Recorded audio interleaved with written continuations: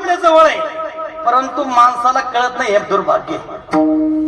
महाराज, कानापासला फक्त एकच केस, हरिभाऊ, कानापासला फक्त एकच केस दशरथ राजाचा पांढरा झाला होता.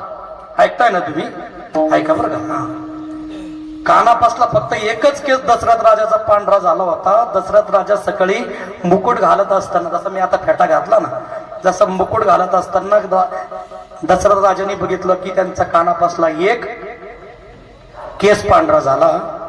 दशरथ राजाने कानापासला एक केस पांढरा झाल्यानंतर आपलं हवं तसं राज्य रामाला द्यायचं ठरवलं. तुमचे आमचे सारे केस पांढरे होतं, परंतु कोणीही माघार घ्यायला तयार नाही. शास्त्रकार माऊली ज्ञानोबराय वर्णन करतात, माणसाचं मरण जर ओळखायचं असेल, बघा, ज्याचा कानापासला केस पांढरा झाला तर त्याने समजावं आपलं मरण 6 महिन्यावर आलं. आता कोणी कानापाशी बघू नका, घरी जाऊन बघा प्रत्येकाने. मरण सांगतोय मरण, कारण एका मरणाच्या निमित्तानंच आपण या ठिकाणी उपस्थित आहोत.